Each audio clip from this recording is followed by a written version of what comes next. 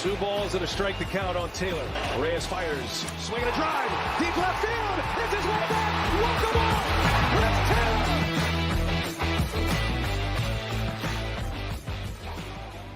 What's up, everyone? Welcome into DodgerHeads Live, presented by DodgerBlue.com. My name is Jeff Spiegel, joined today by a whole cast of people: Matthew Moreno, Anthony Witrado, Blake Williams here to talk second half, to talk trade rumors, and then, as promised for some of you, we'll get to some controversial food opinions, which, you know, if you watch the show, some of these folks have. So it's going to be a great show. But guys, All-Star break is behind us. Matt, I'll start with you. This is a question I've been thinking about ever since Teoscar won the home run derby. He wins the derby. Ohtani hits a home run in the All-Star game. Was there enough positive vibes in the All-Star break to shift the clubhouse culture a little bit heading into the second half of the season after a disappointing end to the first? No, because all of Teoscar's teammates except one left him at the Derby. So that was, I know, controversial for a couple of days. Teoscar did come out. If you guys missed it, he did say that it wasn't a big deal. He understood that they were different. In the case of Freddie Freeman and Will Smith, they had their young children with them. Shohei Ohtani, obligations and stuff going on. But all kidding aside, I think the clubhouse probably is fine. Had Ohtani maybe had the National League not blown the lead and we could pin it squarely on Logan Webb of the San Francisco Giants, had that not happened, Ohtani is an All-Star game MVP, then I think maybe it would have been a really successful week, but that's kind of a little bit of a downside. But hey, other than that, I think things maybe could be trending up. You can't get any lower than where they went into the All-Star break. Yeah. So by default, I'm going to say yes, the clubhouse mood has to be higher than when we last saw it. Blake, does the San Francisco Giant getting absolutely shelled in the All-Star game, does that sort of offset the fact that the National League won, in your opinion? I mean, not really, because I wanted to see Ohtani get the MVP. I don't think the Dodgers won it in the All-Star game since Maury Wills in 1962, so it's been a while, and we can't even really make fun of the Giants too much for that, because it was like a year or two ago that it was the Dodgers pitchers who gave up the game for the NL, so, I mean, I wanted to see Ohtani get that MVP award just to kind of like make it a Dodger weekend with Teoscar winning the Derby, and then would have been cool with Ohtani winning too. Yeah, Anthony, what I was thinking is I can't remember the last time I left an All-Star weekend thinking like, wow, there were some significant positive Dodger moments here. Obviously, Jock almost winning the home run derby is kind of like the All-Star weekend highlight of my entire life. I think so. To win the derby and then for Ohtani to hit a 3-run home run, a nice couple days for Dodger fans. Yeah, it would have been cool. I was rooting for that too. Make it a Dodger week. And then it puts Ohtani in line to win like All-Star Game MVP, NLCS MVP, and World Series MVP. There you go. I like it. Well, that's a perfect segue into the first segment that we're going to be talking about here, which is, as we look ahead to the second half, let's make some bold predictions. Let's make some things that make you a little uncomfortable. Maybe if you were honest, you don't 100% believe these things, but if you had to go out on a limb, this is the limb that you would choose to go out on. Blake, I'll start with you. You are our resident bold prediction guy, some of them good, a la Walker Buehler. So as you look ahead to this last 65 games, I believe that the Dodgers have this season, give me a bold prediction about this team that you've got cooking. So everyone might not think it's bold. We debated this a little, but I'm going with Bobby Miller still starts a playoff game for this team. He, of course, has been terrible this year. He has like a 10 ERA and got sent to AAA. But I think he still has the stuff and upside needed for this team to kind of jump back into the rotation and help them out down the stretch here. I think it might be a little tougher for him to get in, especially if they make some trades and stuff. Like maybe they go get a Screwball that we talk about later, or a Crochet or something like along those lines. And then maybe Kershaw comes back, and then you're kind of getting a little bit deeper of a rotation there. But I still think Miller, when he's right, is one of their best 3 or 4 pitchers. So I think he's going to be in that playoff rotation. Matt, you were one of the ones initially that didn't feel like this was that bold of a prediction. So take me through your thought process. Obviously, a lot of confidence that you've still got in Bobby Miller. Yeah, I mean, it's confidence in Miller to turn around, and it's also sort of just by default, he's going to be in the rotation, just like the Dodgers. As much as I think that they probably will trade for 2 starting pitchers, that's not a guarantee. I think, the safer bet is definitely 1. And so there aren't going to all of a sudden be, I think, 4 or 5 other options when you factor in health, potential acquisitions that end up ahead of Bobby Miller come the playoffs. And so That's why, I gave Blake a little bit of a hard time and said, well, yeah, of course he's starting a playoff game. Yeah, well, I mean, they're going to go trade for 2 aces at the deadline. Clayton Kershaw is going to come back in rare form. Walker Buehler's going to be back. They're going to have 8 starters, I think, ahead of Bobby Miller by then. So I'm with you, Blake, and then it's a bold prediction. So I like it. Anthony, let's go to you next. What's your bold prediction for the Dodgers second half? I'll say the man that we wanted all DFA'd, regardless of his contract situation, the guy who we wanted to round peg square hole into the minors, even though he doesn't have any options. Chris Taylor will be in the lineup as a starter for game 1 of the postseason this year. Do you want to go? You want to go one step further? Tell us what position he's playing in that game. I will, actually. I've thought about that. I didn't know if you were going to ask, but I've thought about it. Second base. Okay. Wow. So this is going directly, I believe, into conflict with. So Matt, I'll just let you make bold prediction for yourself because I think these two are very related. Yeah. So full disclosure, my first choice was that the Dodgers, my bold prediction was going to be that they don't trade for a shortstop. All 3 of you shot it down and said, well, no, like that's not bold at all. And I thought it is from the standpoint that they need to trade for a shortstop. So that's my actual choice. But for the sake of this show, the one that I'll give you guys is Gavin Lux starts at least 5 postseason games for the Dodgers.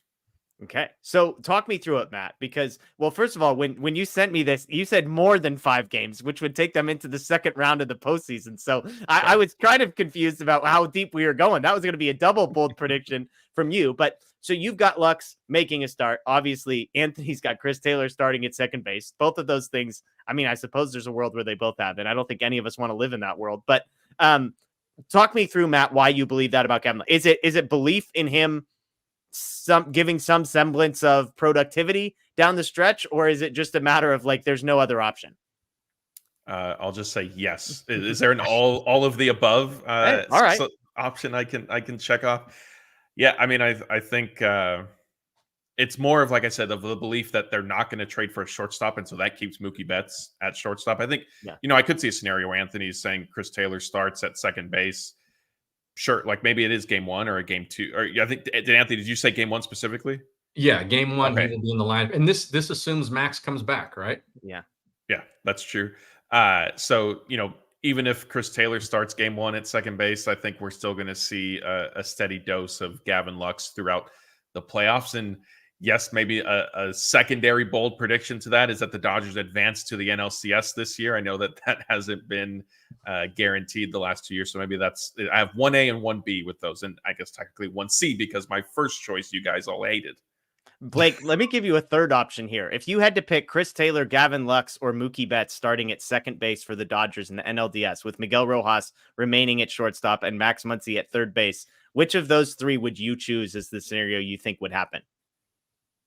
I think Miggy Rowe at short with Mookie at second is the most likely one. And then Chris Taylor kind of moving into a platoon role in the outfield. Because I do think Chris Taylor has figured it out a little more. And I do have some belief that he's going to keep it going. My thing with Gavin Lux is if he's playing 5 playoff games for the Dodgers, I don't think they're playing 5 playoff games.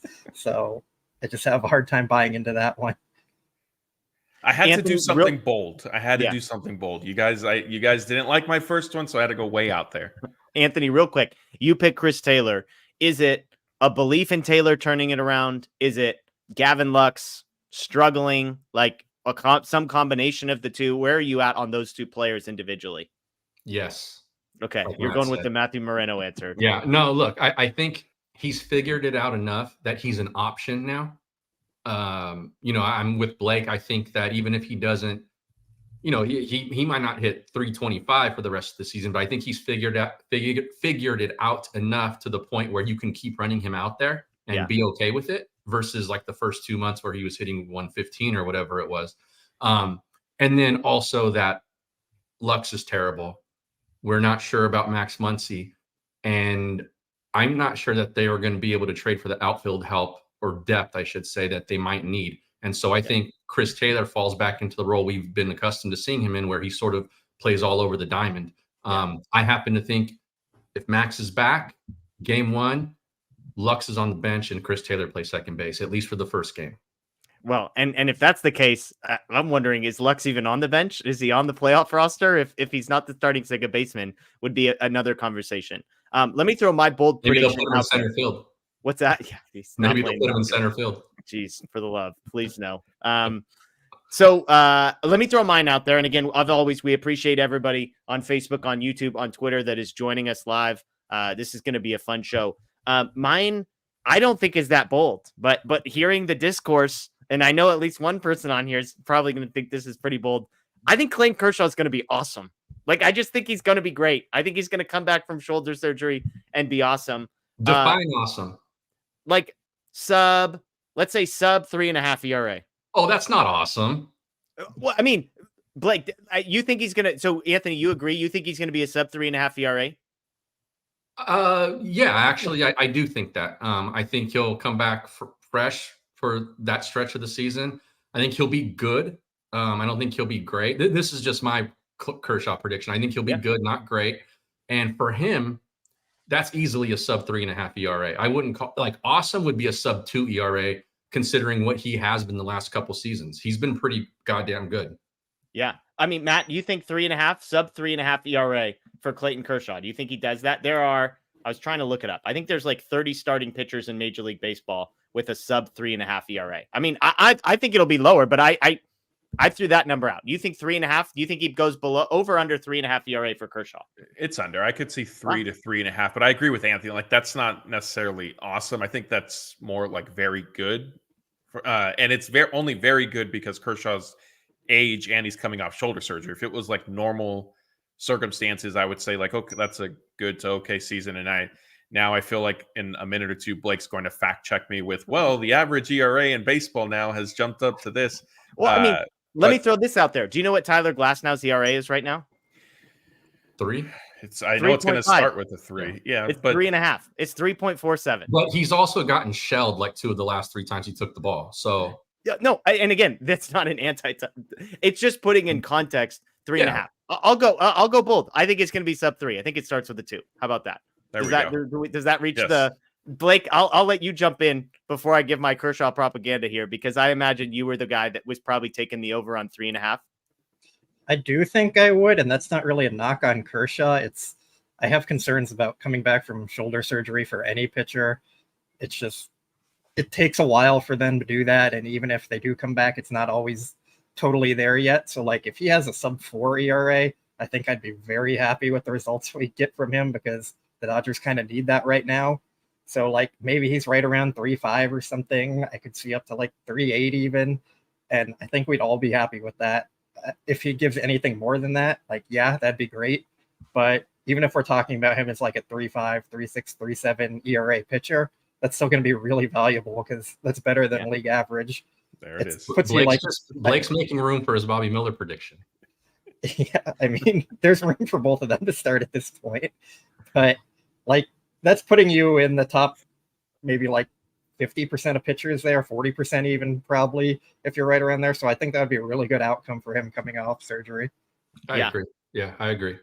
And I mean, so qualified pitchers right now, there's 68 guys who technically qualify, and 30 of them are sub 3.5. So to Blake's point, obviously there's a correlation between innings pitched and whether or not you're good also. So that plays into it. If you're terrible, like some guys, you're not going to make it. But my take on Kershaw is just simply that the same thing I've said over and over on the show. He's never not been good at any point, and I know he's coming off shoulder surgery, but like, the velo has never really been his thing. It's all just built on like preparation, compete, pitchability, all of that. And I think Kershaw's going to have that in spades. I don't care about his rehab starts, although his last one was good, in case anyone was wondering. So yeah, I'm buying all the Kershaw stock. I think he's going to be awesome. And that's my bold prediction. Let's do a couple rapid fire things. I've got 4 questions here, and people in the chat, please chime in. I'll throw some of your answers up here. I'm going to ask 4 questions. And the first one's going to be a total wins, and I'm just going to ask for an over-under, okay? So currently the Dodgers are on pace for 93.5 wins. That does not mean they could get a half win, to be clear. That's just the math on winning percentage times 162. I'm going to bump that number up, Matt. I'll start with you. 96.5 is going to be my number for the over-under. They're on pace for 93.5. There's 65 games, I believe, left in the season. Over or under 96.5 wins for the Dodgers this year? I'm going over. They always find a way. Like, as much as they sort of struggled, not sort of, they limped into the All-Star break. They're dealing with injuries.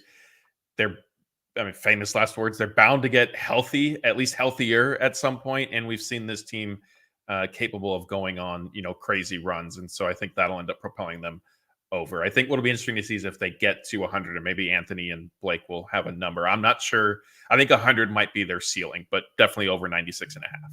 Blake, 96.5, over or under? I think I'm also taking the over for a lot of the reasons Matt said. Like, every year, this team just kind of finds a way to go on a streak where they win 30 of their 35 games or whatever it is. So I think they get to that mark. This team is too talented to not win a lot of games, and I know 96 is still like a lot, but they always find a way to get to that 100 mark. And Mookie comes back. Maybe once he comes back, you're going to get Glasnow back, potentially Yamamoto and Kershaw and some other guys. And I think when they just start to get healthy and after the trade deadline, upgrade their bench and their bottom of their lineup, I think they can just take off and go on a run here. Anthony, over or under real quick, 96.5 wins. Yeah, I'll go over. I think, okay. I think 100, like, wow, 99.5 for me is my personal over under, right around there. I think they'll get healthy. It can't get much worse in that area. They will go on a run. They're too good, too talented not to, like Blake said. And I think if I remember correctly, the schedule's going to do them some favors, and especially later in the year where some teams are out of it that they're playing and may not be running out, their best lineups and things like that. And I think they can eat on that. So I would say over. So to get to 100 wins, they would have to go 44-21 down the stretch, would be a 68% winning percentage, which for context, the highest winning percentage of the Phillies was 64.5 heading into the All-Star break. So that would be a massive run for the Dodgers to get to 100. I am also taking the over, as anybody who's watched the show knew optimistic Jeff was going to be taking the over on this Dodgers team. But there we go. So that number wasn't that number's too low if everybody's taking the under or the over, excuse me. All right. Next one, yes or no, needle moving trade made by the Dodgers at the deadline. Let's go reverse order this time. So Anthony, yes or no, the Dodgers make a needle moving trade. So just for context, that would be a Luis Robert, a Randy Arozarena, Crochet. Like Tommy Pham does not qualify for this category. Okay. Yeah. So a guy like an all-star. Yes. Apologies to Scott and Blake. All-star level player added to the Dodgers roster via the trade deadline. Anthony, yes or no? No, I don't think so. I don't think that that guy's available. And if he is, I think they're going to have to pay a tax on it. And I don't think that they're going to go that far. I think they would rather improve on the fringes than add another superstar type player. And I honestly think that's enough if they're healthy. Okay. Blake, yes or no? I'll say yes. I think they have the prospect capital needed to get it done. And you're probably going to run into a spot of like, you have too many pitching prospects. I know this year it's hard to say that with all the injuries and you can never have enough pitching, but they have a lot of guys in the upper levels of the minor leagues who are about ready. And like, this is the year they were waiting for, that they were going all in on, planning on. They punted last year. They went all in on this offseason. Now, like, you have to kind of go out and complete the job there and go get another star, push them over the top. I think they get something done. I don't think it's going to be like Screwball type, but maybe a Crochet, maybe a Arozarena type player. So I think they'll be aggressive and try and get something done, and I think they land someone. Okay. Matt, yes or no? Needle moving trade. Yes, with your, like you said, an all-star player. So yeah, Javi Baez doesn't count, to be clear. Well, he doesn't, former all-star. Not a guy. Dallas Keuchel also does not count in this category. I still say yes, and maybe not necessarily an all-star within the last like 2 or 3 years. Okay. I think yes. I think the Dodgers make a move. I think, to Blake's point, they're going to cash in some chips and go for it. Okay, 2 more questions here. MVP of the Dodgers in the second half is going to be who? Blake, I'm coming to you first. We're pretending in this category that pitchers are capable of winning the MVP. All right. So this isn't how it's traditionally been voted on, but the most valuable player for the Dodgers over the last 65 games is going to be who? I mean, pitchers might still be possible to win it, but they're not, because Ohtani's on the team. And I think it's clearly going to be Ohtani, unless we want to remove him and like make us ask a different one here. Okay. But That's fair. Okay. I'm going to say Freddie Freeman. I think Freddie's got a run in him. goes on a heater. We've seen him do it before, sometimes against the Dodgers, sometimes for the Dodgers. So give me Freddie Freeman having an epic second half of the season. Matt, I'll come to you next. Freeman was my choice. I'll go, like Roy said, I'll go Teoscar Hernandez. I think he maybe rides the wave from squeaking by with his home run derby win and just uses that momentum. Okay, Anthony, you don't have to go different here, so you could pick whoever you want. But give me your MVP for the second half. No, I had somebody in mind as soon as you asked the question, and I'm with Blake. The qualifier is Shohei is their best player, and he probably will have the best second half of the season. But I think the way they get over that win total is Glass now becomes he's lights out again. Yeah. And I think when you look at what he's done post All-Star break come September, end of September, you're going to go, that was the guy. That was a big part of the reason why I think it's Glass now. Okay. All right. Last one here. And this is a slightly more complicated one. So I gave you a little bit of a heads up, but Dodgers make the playoffs, the NLDS, not the wild card nonsense. I want you to tell me games 1, 2, and 3, who the Dodgers starting pitchers are. If you bonus points, if you want to go in order, if it's, you're just thinking up 3 names. Now they very likely will go to a 4-man rotation if they get there. I'm asking for 3 names, your 3 starters. I'll go first on this one. I think it's Glasnow game 1. I think it's Gavin Stone game 2. And I think it's Clayton Kershaw in game 3. So I'm not including a traded starting pitcher in there. So I'll go those 3. Glasnow, Stone, Kershaw are going to be my 3. Matt, I'll come to you next. I'll do in order: Glasnow, pitcher they acquire at the deadline, Kershaw, Stone. Okay, so you're going for a 4th. I like that. Overachiever. That's an overachiever. That's why he's the boss around here, Anthony. Yeah. What about you, Anthony? Give me your 3. I think it's going to break a certain way, so I'll mix it up a little bit. Yamamoto 1. Okay, because I was going to say, we haven't talked about whether or not Yamamoto's coming back. Obviously, he's not on my list, and he's not on Matt's list. Yeah. Okay, and so you're going Yamamoto game 1. You just said Glasnow's the MVP, and you're going Yamamoto game 1. I like this. Yeah, I mean, just give me 15 seconds. The season and the way they start, it's going to break in a way where they like Yamamoto going in game 1. Okay. For some reason. I'm going to put that out there. Then Glasnow will go game 2. They'll both start at Dodger Stadium. And then I think Kershaw goes game 3. Okay, so we got Yamamoto, Glasnow. Because they're going to tell us that they want a veteran presence on the road. Okay, and Blake, give us your 3. Well, the issue here is it's going to be a 5-man rotation that they're going to go with. They're not dropping it down to 4 because they're keeping everyone on their short rest still throughout that. And that's because Yamamoto is going to come back, but he's starting game 3.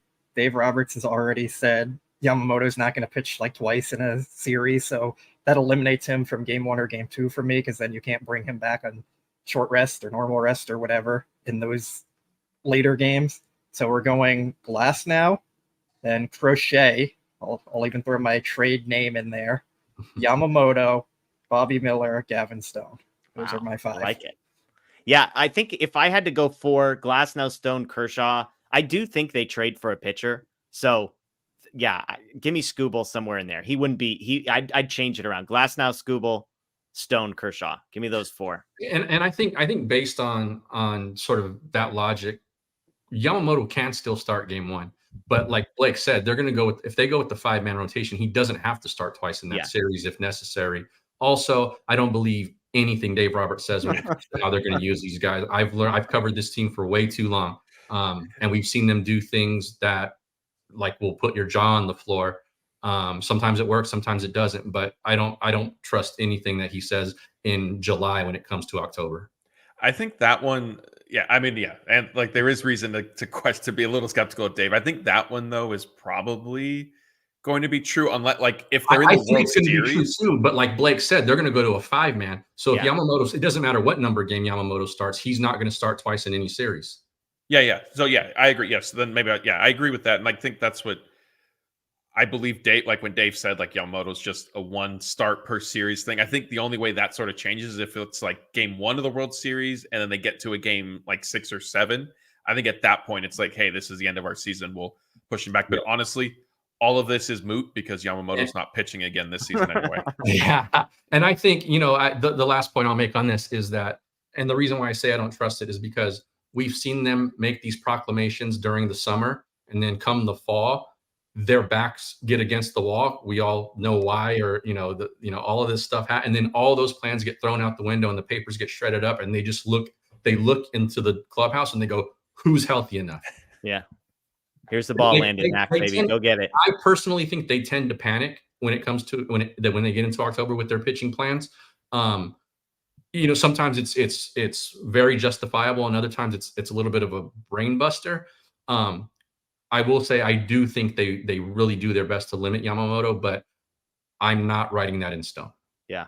We've got to move this one along. Unfortunately, I was going to clarify from Blake where James Paxton fit into his 5-man playoff rotation, but we don't have time to ask that question, so I apologize. We're going to have to keep it moving. Let's talk some trade rumors here. If you've been tuned out of Dodgers-specific news over the last couple of days, there's been some big news. There was a report from Sports Illustrated that the Dodgers and Tigers had some conversations on Tarek Skubal, and that there was no real material, that the Tigers are asking for a lot. John Morosi today said that it only makes sense if the Tigers obtain multiple players who are seen as future All-Stars. I went back and tried to find what's the most similar deal as far as a pitcher that sort of similar level as far as quality and team control.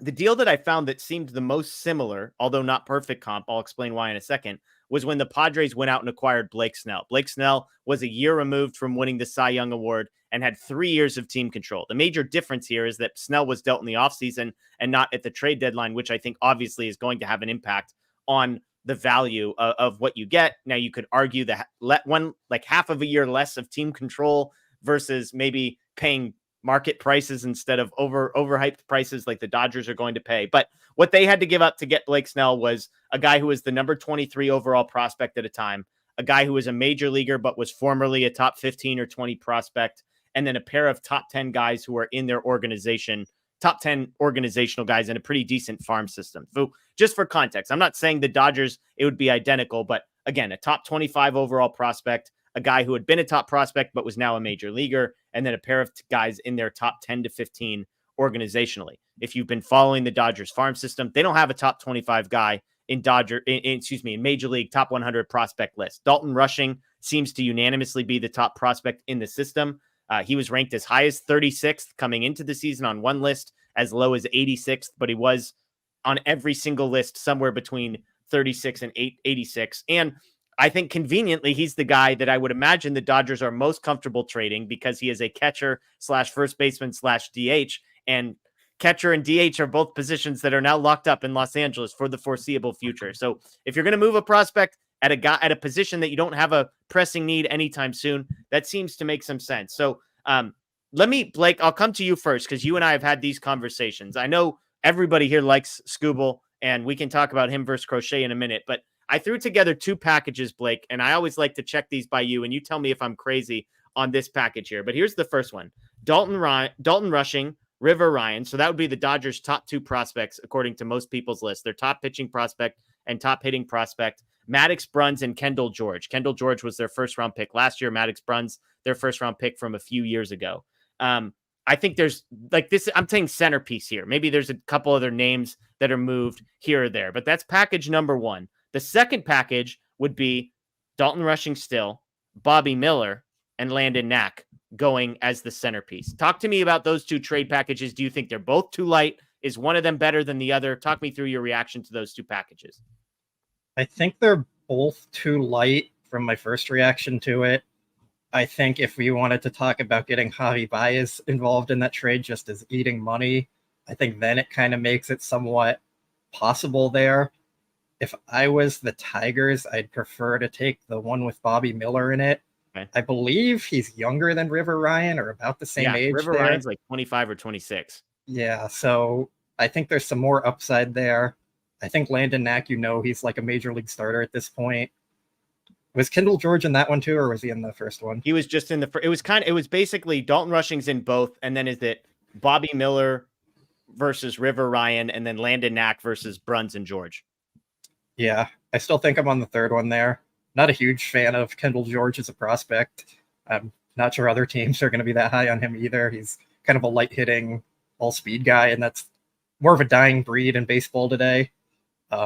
but I still think it would take more. Like, if the other team that was mentioned was the Orioles, which is a big factor in this because they have a ton of great prospects that would really interest the Tigers there. So I think if the Dodgers were in a bidding war with the Orioles, they're not winning that.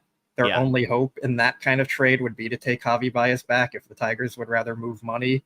But I do feel like they'd probably rather get more good quality prospects back. So I think Skubal is kind of unrealistic for the Dodgers, but I think if they do somehow get him, you're going to be talking about like Dalton Rushing, River Ryan, Jose DePaula, and others. Yeah. Baltimore, by the way, to Blake's point, if you don't know, they've got 2 of the top 25 prospects in all of Major League Baseball who aren't on their Major League team, in addition to guys like Gunnar Henderson, who's number 1 on that list in the offseason. I will say, if you look through the rest of the top 100, they don't have any other guys. So the top heavy, but I wonder, Matt, if Baltimore does not have a track record of selling these guys. We know this is a team that doesn't want to be paying big dollar numbers. They want to build through their farm system and have these guys on rookie deals. Not that they're a small market team, but they operate way more like a small market team than a big market team. So I think there is some skepticism around the league about whether the Orioles would really move one of those 2 guys. And if they're not, they might pay the Dodgers tax, where just because those are the top 2 guys on the list, if Baltimore says no, then Detroit might be playing hardball and saying, well, we're not interested unless one or both of those guys are involved. So talk to me just on a separate note from all of that. Where are you at on Skubal versus Garrett Crochet, another guy we're going to talk about here from the White Sox? Is one of those guys demonstratively better in your estimation than the other? I think Skubal is the better option pretty clearly for the Dodgers. But if you then look at, like, if all things are equal, which they're not going to be. And so then because of that, you know, I do think that a Garrett Crochet trade is much more realistic. Andrew Friedman, I don't think enjoys bidding wars by any means. And I do get some of the hesitancy with the Orioles. And I know that Corbin Burns situation is a little bit different, but they did trade for him. Yeah. So maybe they feel like, you know, we need to go get Skubal right now as well. Like, at least have him under team control, because who knows what's going to happen with Corbin Burns moving forward. So that's one potential factor. I think, again, the biggest thing for me is from the Dodgers standpoint is I could see Andrew Friedman just like, you know, we're not going to do this bidding war thing. We're going to go get Garrett Crochet, who's on an innings limit, first year starting. Like, his value potentially as a starter may not necessarily be as high, at least theoretically. Anthony, what about you? These 2 guys, Crochet versus Skubal, where are you at? I think they're more likely to go with I think they're more likely to end up with Crochet if these are the 2 choices. I'm also not convinced that ownership in Baltimore would be willing to trade those 2 pieces, considering their team control and their lack of spending in the past. Yeah.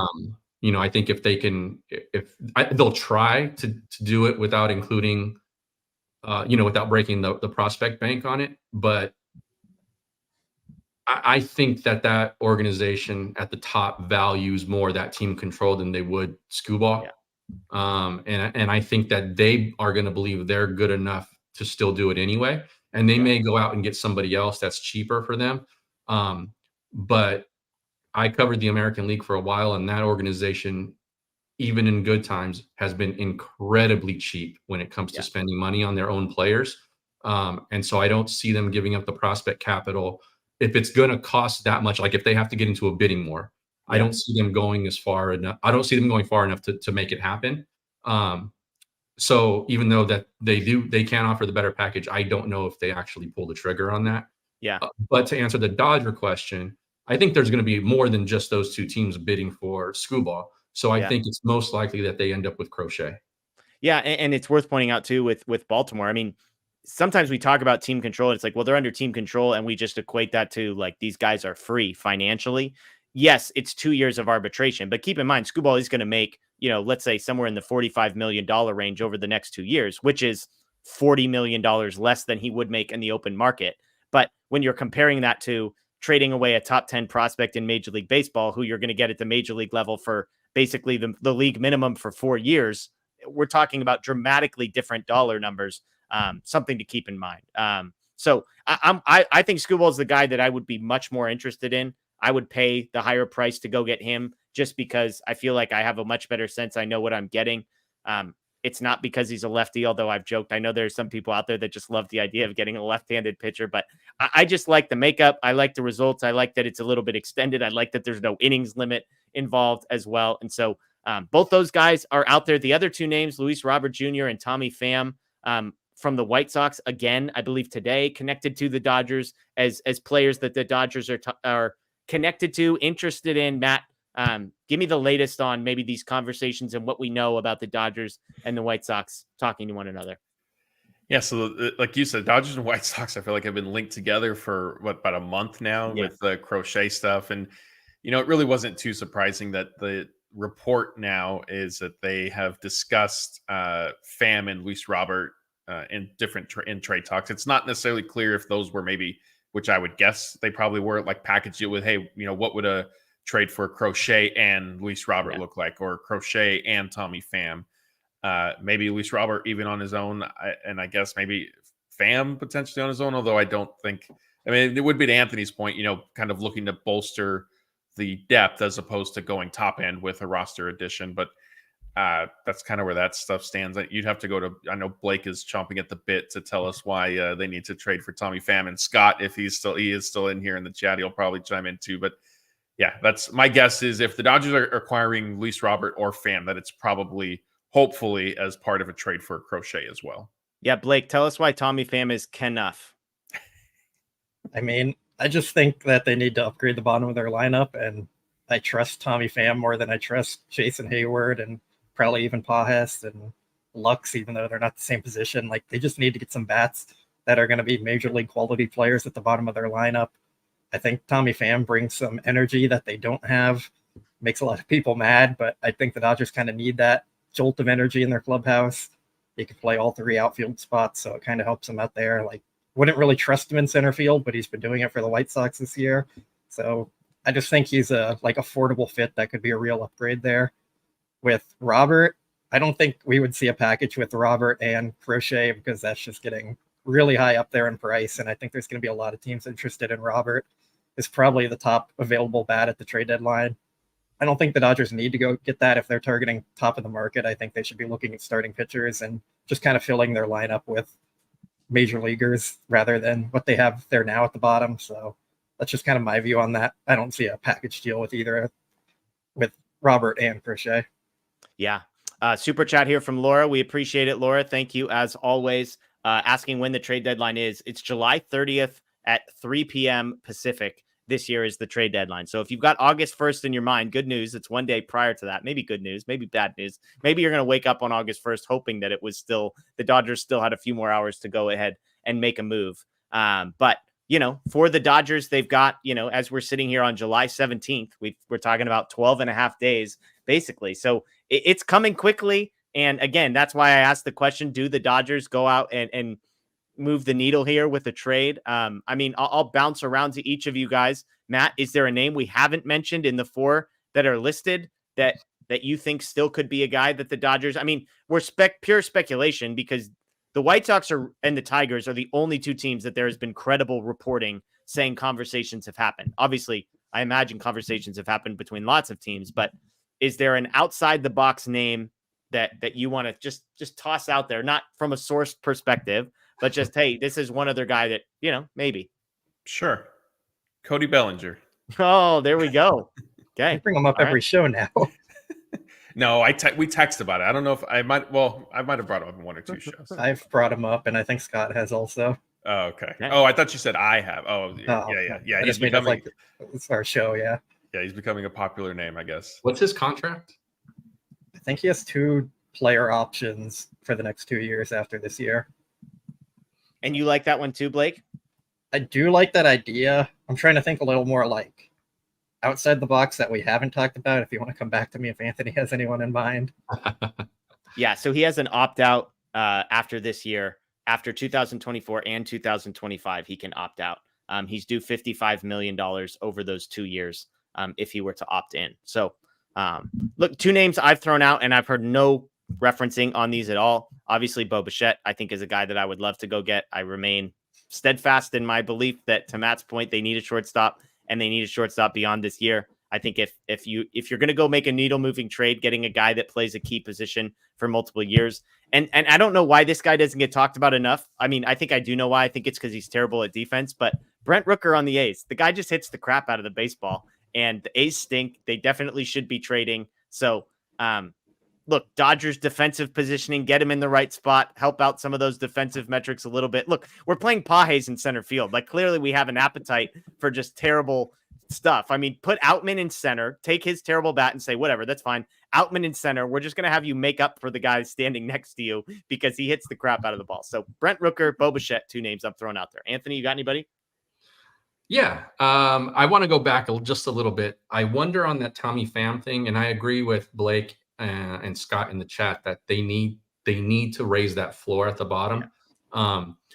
They just have been very deliberate about bringing in guys with questionable clubhouse presences in the past. And I think the one time that the times that they have done it have been for like superstars, like Manny Machado, like big time difference makers type. So that gives me a little pause on the Pham thing.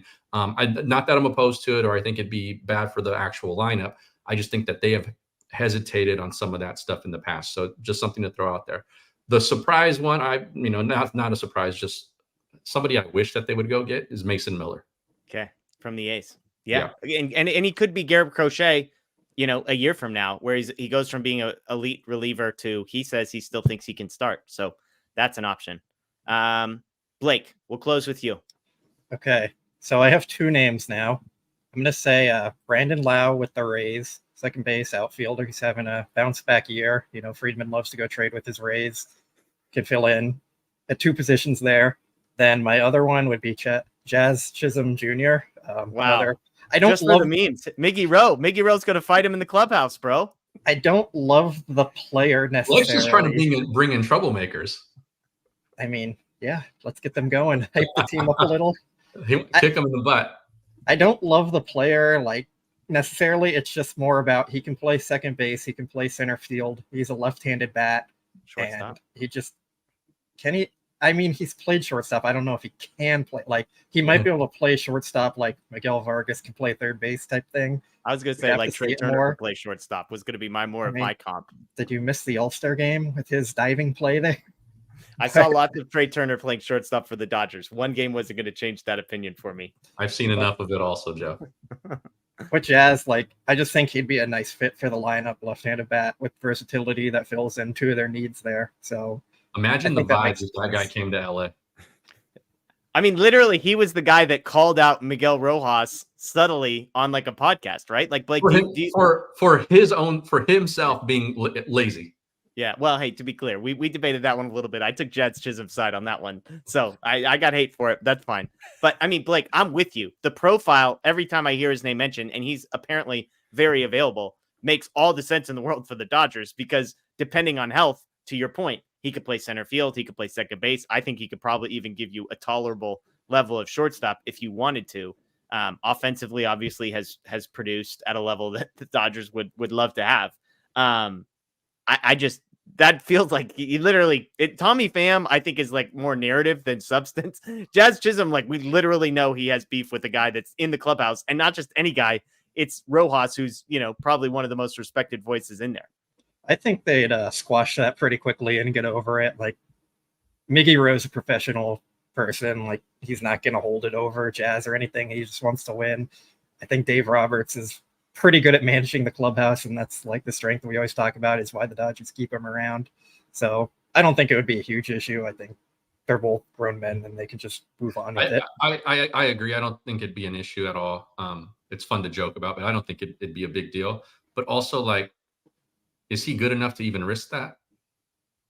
Yeah. I mean, again, I think he's a quality player who's the only guy we've mentioned that would be available to play the 2 probably biggest positional needs on the diamond, which would be center field and then middle infield. So I think that the rest of the guys we're talking about here are you could plug them into these areas of quote unquote lesser need. So I think that's the issue there. Sermon King with the super chat here. Why not go get a name like Jesse Winker?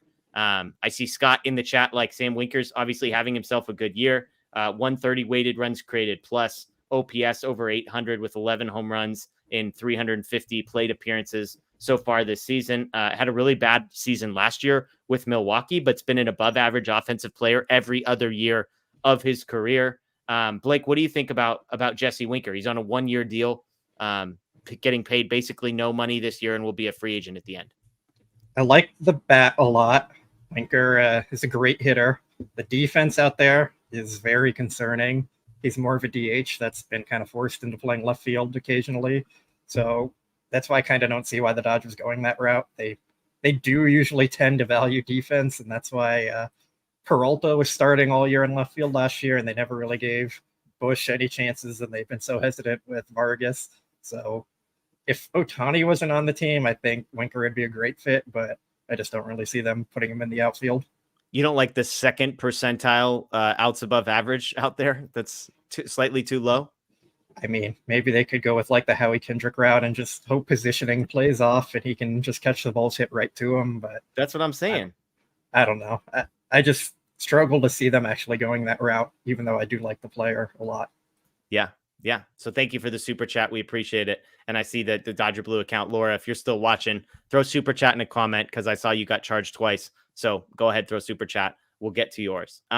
Let's take a break here real quick. And I want to give a shout out to our sponsor over at So Rare MLB. I know you've heard us talking about them. They just did an incredible giveaway, both with us, specifically here at Dodger Blue. We were able to give away 3 pairs of tickets to a Major League Baseball game of your choice. Kind of fun to see where those people are at. We got one person who's going to a Mariners game, one person who's going to a Diamondbacks game, and one person who's local and going to be in LA. So Dodgers at Diamondbacks, Dodgers at home, and the Mariners fan, they get to pick some other team because they don't live anywhere near the Dodgers, unfortunately. But shout out to So Rare for that. They gave away a ton of opportunities for people nationwide to get a chance to go to the Major League Baseball. If you have not already, go ahead and join. Click the link in our description. This is a digital collectible card setup that is like fantasy baseball. You build a roster, you set a lineup Monday through Thursday and Friday through Sunday. 2 chances to compete, and it is totally free. Build your team for free, set your lineups, and then if you want to, there's the opportunity to go ahead and buy and trade and sell some cards as well. Play a little stock market fantasy baseball as well. So Rare MLB, again, link in our description. Go ahead and check it out because it's a ton of fun. A bunch of us has jumped in, and we really appreciate them supporting us here on the Dodger Heads podcast. All right, we're going to make a transition here, and some of you know that this is coming, and others of you might be ready to see yourself out. We're going to talk a little bit of food here. If you haven't seen our show before, first of all, thank you for joining us on Facebook, Twitter, and YouTube Live. We greatly appreciate it. Occasionally at the end of these shows, we talk food. We ask for some fun questions that are non-baseball related just to break it up. We talk some food, and as you have found out over time, there are some folks, both on camera and not currently on camera, who have some food opinions that, let's just say, are unorthodox at times. And so we had some people say, hey, we want a food episode. So we can't give you a full food episode, but we're going to give you 15 or 20 minutes of food talk here. And we've got a few categories, and then we'll get to some questions at the end. Let's start with this. All-Star food. If you didn't pay attention, Texas was hosting the All-Star game, had some incredible food options. Let me read off a few of these, and I'm going to go around real quick. You tell me which of these you would be interested in. You get to order one of these, okay? And some are more expensive than others. Unlimited budget. But yeah, Scott joined the show. Scott Gearman, if you want to hop on and tell people how much you love cheese, now is your opportunity, my friend. Here's some options, okay? I'm going to read these off one time, and then we'll go around the horn. Tell me which one you want. The first one was called the 3-Strike Boombox, a 2-foot-long bed of waffle fries loaded with chili, brisket, pulled pork, pico de gallo, lettuce, and jalapenos. There's also a 2-foot-long chili dog and a 2-foot-long tray of nachos, okay? So those are no description there. We've got the loaded cornbread muffin, which is smoked brisket burnt ends stuffed inside of Mexican cornbread with honey butter on top. Tell me that doesn't sound amazing. We've got a poke bowl, if you're into that kind of thing. Raw ahi tuna, cucumber, mango, edamame, ginger, avocado, green onions, and wonton chips atop white rice. Then we've got the Tejas cheesesteak. This is a roast beef sandwich with melted white cheese, peppers, and onions.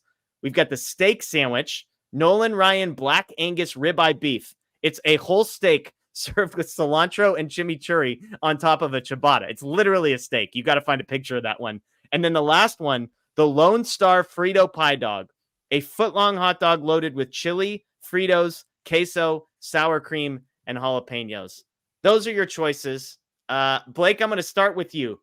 We've got the 2-foot-long waffle fries, cornbread muffin, poke, cheesesteak, steak sandwich, or the Frito pie dog. Where are you going? I'm going with the cornbread one, and I don't think it's that close at all. Like, that sounds great. I think we have some confirmation in the chat that it was good. Okay. I believe that's what Chris was talking about there. He was out there shooting the All-Star game for the Star Telegram there. We shared some of his photos on our account, so go check them out if you haven't seen them. They were great. But yeah, I mean, I love cornbread, so that just sounds really good. Oh, Yeah. he actually just clarified. I think he's saying boomstick. Oh, the boomstick. The boomstick, which was the 2-foot-long chili dog called the boomstick. Well, So- pretend he didn't clarify, and it fits my narrative. Okay, look, that's a great choice, Blake. It's a great choice, and you're off to a great start in this food conversation. That's all I want to say. There was no wrong choices here, so it felt like a softball. But Moreno, where are you going? I'm going cornbread also. I think it's not like head and shoulders better than the others, but it is pretty clearly number one. The boomstick box for me would be second. No, actually, that might be third. And the last one, like the chili dog stuff, I think that would be my second choice. The Frito pie dog. Yeah. Okay, Anthony, where are you going? Yeah, I mean, I think the cornbread dish is probably. It sounds like that's probably the best. I'm not sure I'm trusting a poke bowl in Arlington, Texas. I also have questions about like their fetish with 2-foot-long entrees. Yeah. Hey, everything's bigger in Texas, Anthony. I was going to say, I don't know how we're not picking just the full steak with chimichurri sauce on top of bread, but do I trust that at a baseball stadium? I think it's a fair question. I think the cornbread muffin sounded amazing to me, but I think I'm going Frito pie dog, the foot-long hot dog, chili, Fritos, queso, sour cream, jalapenos, just to mix it up. Sounds amazing. But I'm with you. Cornbread. The poke was bad. There you go, Chris. Shout out to you. He ordered the poke in Texas. So Anthony's off to a good start here. Confirmed.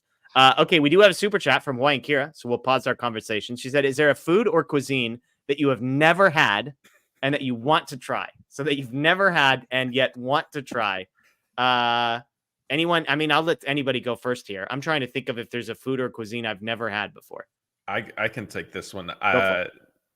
No, I don't think that, unless I just haven't been exposed to it, I've never heard of it type thing. But off the top, to the best of my knowledge, there is not anything that I have never tried that I would want to. I have tried everything I like, and I stick to, as Jeff and Blake know, I stick to eating the things that I like, and it works out for me just fine. There you go. Anthony, a food or cuisine that you've never, I mean, it could be a food, an item maybe that you've never had. Yeah, you know what? I've had just about everything. I've been lucky enough in my career to travel to a bunch of different places, so that's been cool. I don't like if you sat me down in a French restaurant, I would have no idea what to order. Yeah, Like French is duck l'orange, like that's the only thing I kind of know. So I would not mind somebody who knows their way around that kind of menu helping me out there. I can't really say that I've ever had French food. Okay. Apparently it's good, but it doesn't look great to me, but I'm down to try it. French fries are great. The thing that came to mind for me, freedom fries. I've had this, but I love Detroit style pizza. I've never had it in Detroit. I've just had the knockoffs because I haven't had that, and it's great. The knockoffs are great, so it's sign me up for that. So Detroit style pizza from Detroit, does that qualify? Blake, you got anything? I did see on Instagram today there was a breakfast sandwich where they use cinnamon rolls as the buns of them. I feel like that would probably be pretty good. I would try that, but if we're talking about a specific type of food or something, not off the top of my head. This is what we're here for. We're here for Blake looking at that and saying, give me the breakfast sandwich with cinnamon rolls for buns. It looked really good. They flattened them down and then they put some sausage and bacon and egg on it. There was a place in Portland that got famous because they did burgers in a glazed donut. That was okay. So a lot of those kinds of sandwiches were jacked from. Do you guys remember the cartoon, The Boondocks? I do not. I do. I've heard of it, but I've never seen it. Get out a little more, both of you. Well, I've never seen the Barbie movie that came out in our pre-show meeting here. So get out a little more is a common theme for me. Never have, never will on the Barbie movie. Yeah. But anyway, there's an episode where the family opens a soul food restaurant and they have on their menu a burger called the Luther, which is basically what you're saying, fried egg, bacon, and it's in a Krispy Kreme, a split Krispy Kreme donut. And it's called the Luther because in the cartoon, the rumor was that Luther Vandross had a heart attack and died eating that. Okay, there you go. So, but since that cartoon came out, like it got popular, and then a bunch of people actually made the burger or a variation of it. There was an Instagram photo Jock Peterson posted years ago with the burger with rainbow donut buns with marshmallows and sprinkles and all this stuff on it. So I'll have to find that one. Are you thumbs upping that, Blake? I'm just throwing it out there that's a thing that someone has had on the Dodgers.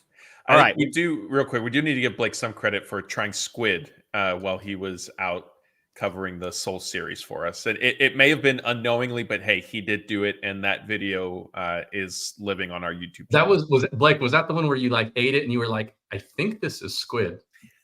Yeah, that was great. It's amazing. All right, we got a couple setup questions here, so let's get to these. We're just going to start with fastballs here. The first question is, what is your most controversial food opinion? So what's something that you like that everybody else hates, or something that you hate that everybody else likes, or just the thing that you say, oh yeah, I like this, or I like this better than this, and people get mad. Now, some of these have already been shared on this show. So let me throw, Matt, I'm going to let you're the boss around here, so I'm going to let you be the voice of reason. I wrote down like 6 things, and I don't know. I'm going to let you tell me which of these is the most offensive, okay? So you already know one of them. I think Twizzlers are better than Red Vines because I think Red Vines suck. People hate that take, and that's one, okay? So that's an option. I don't know how offensive some of these are. I'll dip anything in ranch. Not anything. I'll dip most things in ranch. Pizza in ranch, no brainer. I've dipped quesadillas in ranch before. I've dipped mozzarella sticks in ranch before. Ranch, I'm good with all of it. Okay, there's one. I hate cake. Cupcakes suck. Cake sucks. I'm out on icing. All of it. There's another one. I like tuna sandwiches. I don't know if tuna sandwiches are cool or disgusting nowadays, but my wife thinks that's my most offensive one. I like flour tortillas more than I like corn tortillas in my tacos. That makes some people, there's a segment of the population that hates me for that one. And then the last one, and this is the one my wife gave me. I don't believe in expiration dates for food. Like if the grocery store says something expires on a certain date, I've got a couple dates. I think I've got at least 2 or 3 dates of leeway there, especially if it doesn't change colors or start to smell. So that's my list. I'll let you decide, Matt, which one of those you're most offended by. Me personally, I'll go probably the cakes and cupcake, like to not like any of that. But I think being fully on board with tuna sandwiches is offensive, and not caring about expiration dates is also kind of foul, because if it's milk or like some of the stuff like that. Milk, I'm definitely smelling and shaking. I'm not a big milk guy, so that's it. But I mean, I'm a leftovers guy too. Like I'll eat leftovers for 5 to 7 days. No problem. No questions asked. Yeah. I mean, I'll stretch some of that too. And I do think like some expiration, like I'll look at the expiration date. If it's a day or two, like I'm still willing to risk it, if you will. But I mean, at a certain point, you got to draw a line in the sand. Okay. So all right, there we go. Three-way tie for you. 3-way tie. It's perfect. And you didn't, cold, bro. What's that? My fridge is cold, so some expiration dates don't matter for a little while. That's what I'm saying. It's all my theory. It's all a conspiracy theory, Anthony. It's just a marketing ploy to go get you to buy more things well before any of this stuff goes bad. The system's out to get you, bro. The system's out to get you. That's what I got. Blake, I'm going to come to you to take the heat off of myself. And look, this better be controversial as heck, Blake, because we know your food opinions. This better be offensive. So I'm ready for it. I'm going to start out by saying I agree with you on the icing one. I don't really like icing. I always avoid that when I'm eating cupcakes or cakes or something. So there's going to lessen my blow a bit here. I mean, I think the most controversial one I have is still, I like chicken more than I like steak. That seems to get everyone up in arms and annoyed at me. That's not that bad, Blake, but is it that you like it better than steak, or that you don't like steak? I'm not a huge steak fan. I'll eat it occasionally, but I don't know, which is kind of boring to me, I guess. Oh man. Okay. Yeah, it's tough. We went to a steakhouse with Blake, and he did order a steak. Ironically, the most expensive steak on the menu. That one But was good. for a guy that doesn't like steak, kudos to him. So How did you order it, Blake? Like, what was the temperature that you ordered it? I think I got it medium. That's fair. Yeah, sounds about right. I feel like that's the bottom. That's like nobody's offended by ordering a steak medium. It doesn't seem like many people are pleased with it, but it's like, yeah, it's acceptable. Once we go one step past that is where you start offending people. So, Anthony, I'll let you go next. Most offensive food opinion. I don't know how offensive this is, but I will stand tall on it no matter what. Mayonnaise is absolutely atrociously horrid. I thought you were going the other way. I was a little worried. Yeah, so I don't know. Like, everyone, for the most part, everybody I know is fine with mayonnaise. I think it's absolutely the worst thing that anybody's ever made to consume. Just garbage. Yeah, and that's my big one. Like, that's one where I can't budge. What's amazing to me is if you handed me a spoonful of mayonnaise, I would probably throw up. And yet, if you made me a sandwich without mayonnaise on it, I would be like, this is missing a very important ingredient in this. How those two things can coexist in my life, I have no explanation for it, but it's all I got. Well, yeah. I mean, you like tuna sandwiches, so isn't it slathered in that? Oh yeah. I want it. I want just tons. If there's not enough, then we're missing out. Yeah. And so I got two more for you. Okay. I'm not a food snob at all. Like, I really am not. I like good food, but I'm not a snob about it. But I am a snob about one thing. I think sushi rolls, like Americanized sushi rolls, like California rolls, that kind of thing, are hot garbage. Okay, I like this. Now, I also think, like, wait till you hear what Blake orders at sushi restaurants, Anthony. You're gonna love it. I think nigiri is like some of the best food that you can order. I think that is great. And sashimi, I think that stuff's excellent.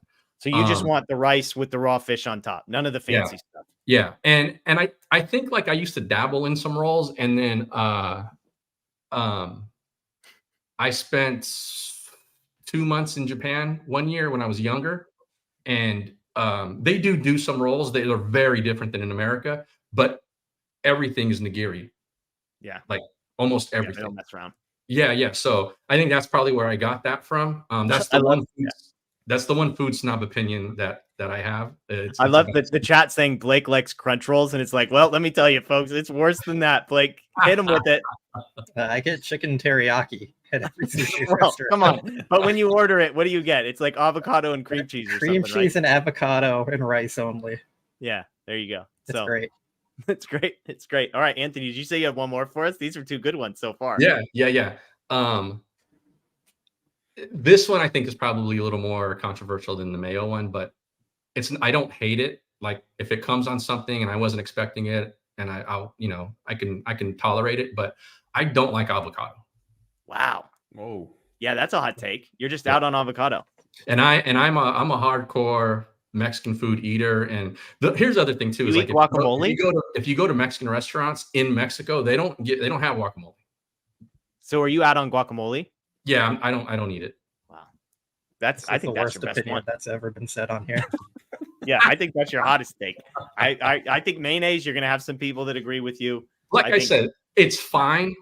I don't hate it.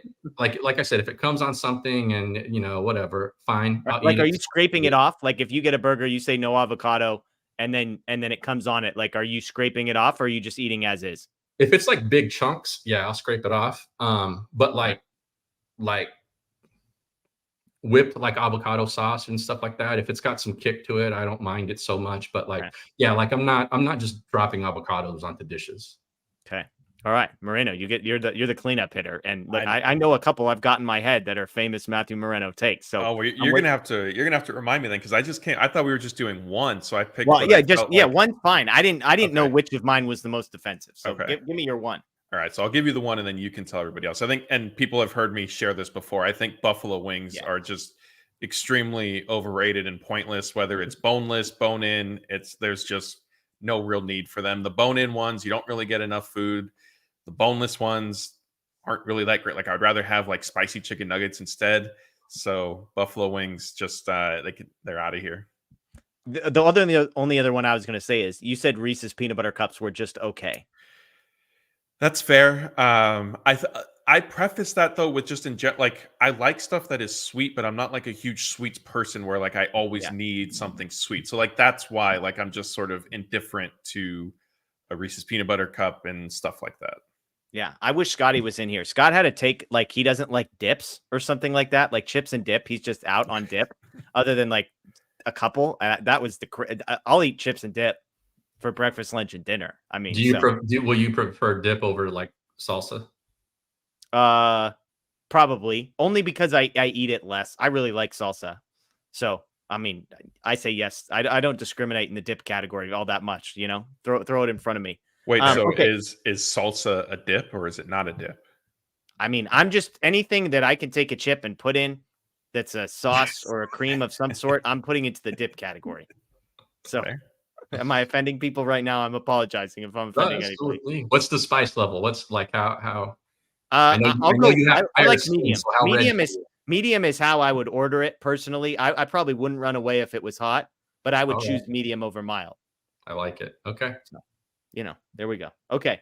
Let's rapid fire these next 3 questions. Okay. First one's a 2-parter. Most overrated and underrated chain. And we had a little bit of debate here about whether a chain had to be a sit down, whether fast food was included. We just opened it up. So popularized restaurant exists at least largely across the country. What is the most overrated and what is the most underrated? Matt, I'll let you go first on this one. So underrated, I think, is Red Robin. No, yes. Their burgers are like, it's not the best burger you're ever going to have, but it's pretty solid. Yeah.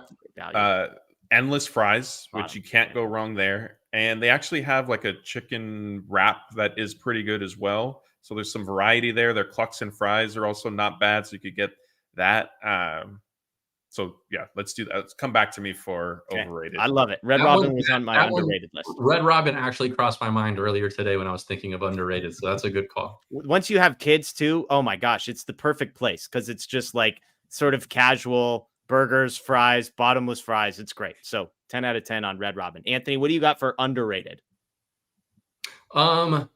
This one, there might be some disagreement on this one, but I think from an underrated standpoint, I think Panda Express is a little underrated. Wow. Okay, Blake loves this. I can say why.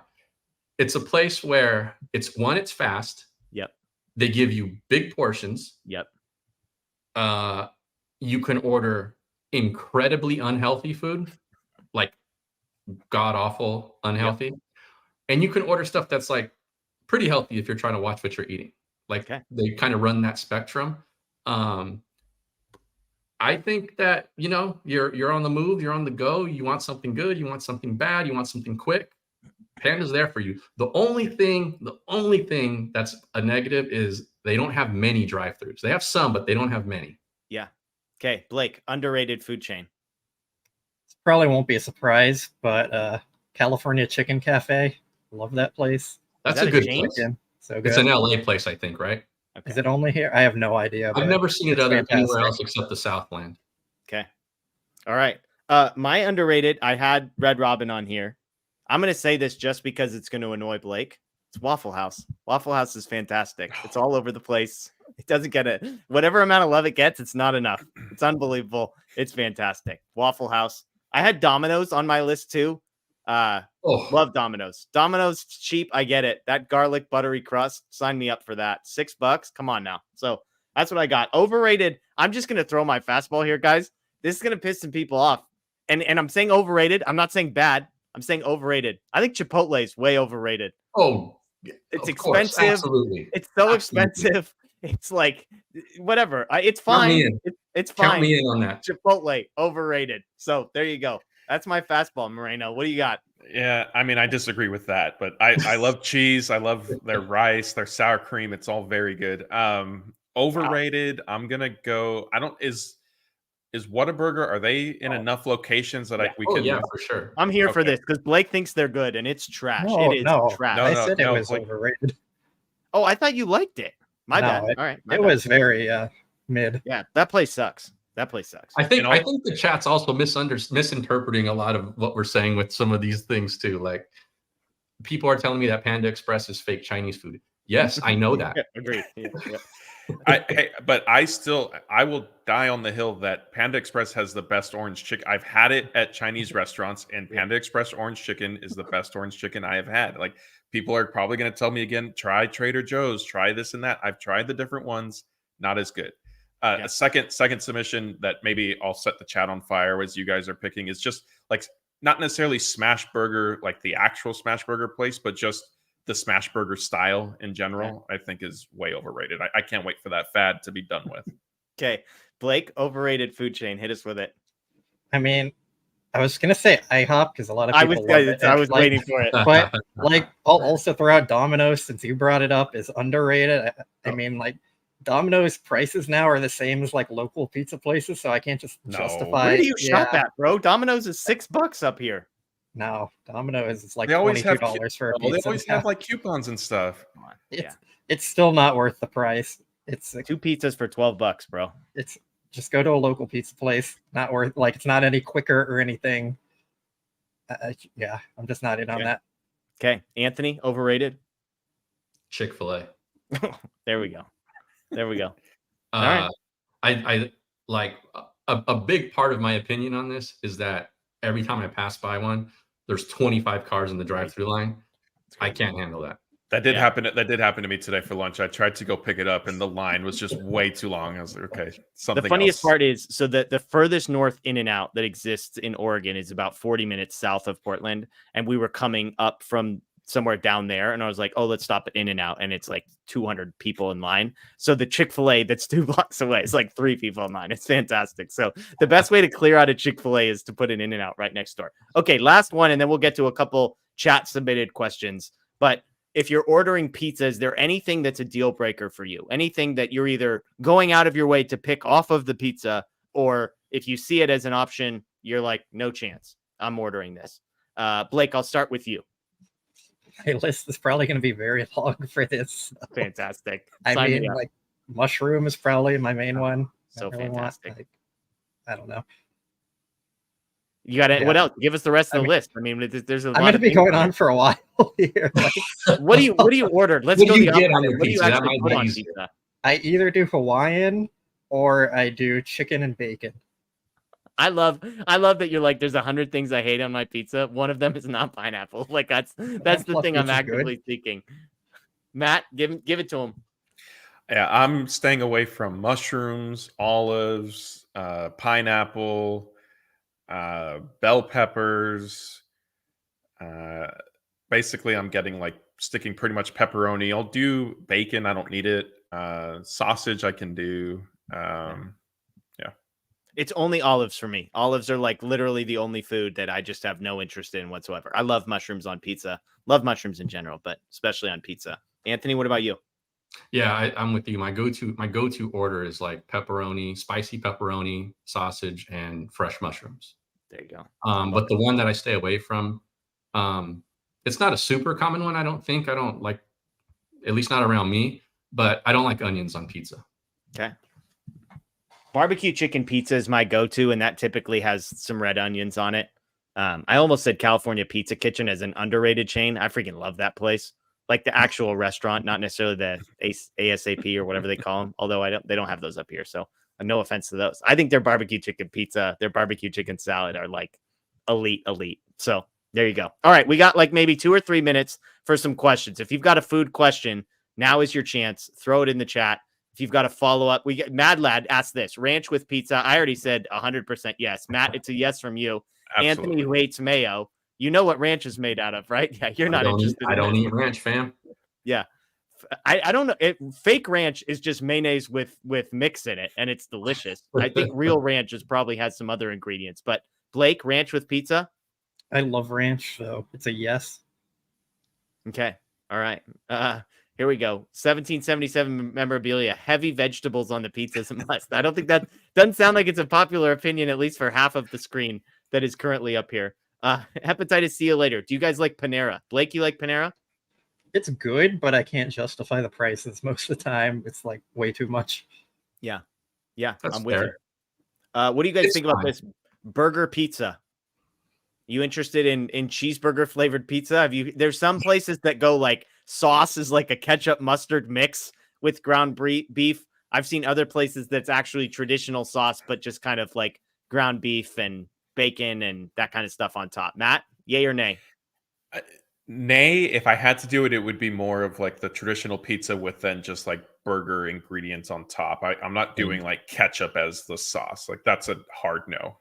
The first bite is decent, and then after that is not great. I think I texted a couple of you guys when I was in Reno. They had a place that did there was like this taco place that came up as like a mile from the stadium, and they're like, you got to try this place. And I looked it up, and the number one most popular thing they had was a cheeseburger taco, which was, I mean, exactly like it sounds. It was basically ground beef with like American cheese and lettuce and tomatoes and like burger sauce on it. And it was the most bizarre experience because I knew I was eating a taco. I knew I was holding a taco, and it freaking tasted like a cheeseburger, which tasted fine. Like it didn't taste bad, but I was like, I didn't like the experience, even though I was enjoying the food. As weird as that sounds. As a taco connoisseur, I would have immediately not gone to that place when I found out they had. Trust me, I get you. This place checked literally every other box, both from recommendations to location to vibe to everything about it was like what I want in a hole in the wall taco shop, and except for the cheeseburger thing. And again, it came recommended. So there we go. Hawaiian Kira, best sandwich place, chains only. I almost said, like, I was surprised nobody hated on Subway. That I feel like Subway gets crapped on all the time now. Oh, like I think if you just completely stay away from a place, it's hard to have an opinion. Fair. Subway, Jimmy John's, chain places that are out there. Matt, do you have a favorite? Yeah, I'm going Quiznos just because they have a chicken bacon ranch sandwich, and their locations are now around me are few and far between, but I love that sandwich, so I'm picking Quiznos. I can't speak to the rest of their menu, but the one sandwich I have had, that's what I'm rolling with. I think Quiznos only has like 2 locations in the whole United States or something like that. Perhaps it's dying. Yeah, they're scarce. I like Quiznos also, Matt. I won't copy the answer. Does everybody know Ike's? Ike's is amazing. Named after Giants players, which is absolutely tragic, but holy crap. And Golden State Warriors, which also I hate, but the food is really good. Yeah, I think the Matt Cain is the sandwich that I get, which hurts me every time, and it's so damn good that I just deal with it. They don't have those anywhere here. My parents live in Reno, and there's Ike's in Reno, and that's a fantastic call. I was going to say Jersey Mike's. I love Jersey Mike's, but if Ike's is on the table, I would take Ike's. Blake? I was going to say Chick-fil-A. Yeah, you mean Raising Cane's? They technically sell sandwiches, Blake. Getting their sandwich is a waste. I have a quick story about Jersey Mike's. So apparently, I had never had it, but apparently it's kind of expensive. And I have one of my best friends is very cheap, and he's got a couple of kids who are, like tweens, teenagers. And for their entire life, basically, they've loved Jersey Mike's, but he won't spend the money to buy it. So he'll go to Jersey Mike's, ask them for bags, and I guess they sell the paper that sandwich comes in. He goes, gets cold cuts and bread. Oh, he buys the bread. That's what it is too. He buys the bread, then goes, gets cold cuts, makes his own sandwiches, and wraps it in Jersey Mike's and gives it to his kids, and they have no idea. It's unbelievable. That's fantastic. That's fantastic. Hopefully they're not watching this. Yeah, I highly doubt it. Hepatitis says, do you guys like Dave's Hot Chicken? I love Dave's Hot Chicken. Do they have these all over the place? I don't even know. I don't know what that is. They're here in Southern California. It's basically like hot, like spicy chicken sandwiches. It's kind of like very similar to Raising Cane's. It's like Raising Cane's, but with spicy chicken, like that kind of menu, like sandwich or 2 tenders or kind of a thing. Sounds like I would like it. I'm gonna have to try it. Yeah, I haven't had it, but I'm open to at least that style food. I've never had it. I know they opened one up in Northridge, but I haven't checked it out. Or I don't think. Okay, last one, because I've seen these 2 places mentioned: KFC and Popeyes. I think KFC was almost my most overrated. There's like no redeeming value to KFC in my estimation, and love Popeyes. So I'm big on Team Popeyes. Matt? No, I don't think KFC is like rated at all. I think people understand it is what it is. I thought about Popeyes for overrated. I think it's awful. Their chicken sandwich is so good. Blake? Popeyes is fine. Don't really love KFC, but I guess they're both overrated if we're going that sense. Yeah, probably. Popeyes is expensive too. Yeah, it's better than KFC. I don't even think KFC's chicken is real chicken. You might be right. Just Kentucky Fried though. Okay, this is actually one great one, and then we'll end here. best dipping sauce for chicken tenders. And Blake, let's let you answer in the Raising Cane's division and then the non-Raising Cane's division, okay? So I assume you're going cane sauce for your number one choice here, Blake? Yeah. Okay. If Raising Cane's, outside of Raising Cane's, what's your sauce of choice? Chick-fil-A sauce. Okay. That's fine. I'll accept that. You can buy that at the grocery store, so I'll accept that. Third would be ranch if we're going with like non those places. Okay. Matt? Ranch is always my top choice for chicken. Anthony? Louisiana hot sauce. Oh, just all right. I like it. I'm a mixed barbecue sauce and ranch. That's going to be my answer here. Just get a little bit of both of those, mix that in. This great stuff. So, hey everybody, this has been a lot of fun. We greatly appreciate everybody joining us. We had more people now than when we started the food conversation. So I'm going to try not to let that go to our head, but I like that. I like that we've got people that are up for having a little bit of fun, especially over the All-Star break. So thank you to everybody who chimed in. Thanks to those who submitted questions, super chats, all of it. We greatly appreciate it. As always, if you're new around here, most of the time we talk 100% or 99% Dodgers baseball, and we'd love to have you join us. Subscribe and ring the notification bell down below if you would like to be a part of that. Tons of great content coming. If you missed it today, we posted an interview with Justin Lorber breaking down the Dodgers draft class, which was a lot of fun. And we've got a couple more interviews and stuff coming up in the next couple of days that I think you'll be I'm personally really excited about. Selfishly, really excited about. So make sure you subscribe and check that out over the next couple of mornings. As always, DodgerBlue.com is the place to go for Dodgers news and updates. That's where you can find stuff written by Matt, by Blake, by Scott, and by all sorts of other folks. So that is Matthew Moreno. That is Anthony Witrado. That is Blake Williams. I am Jeff Spiegel. Enjoy the rest of your night, folks. As always, go Dodgers.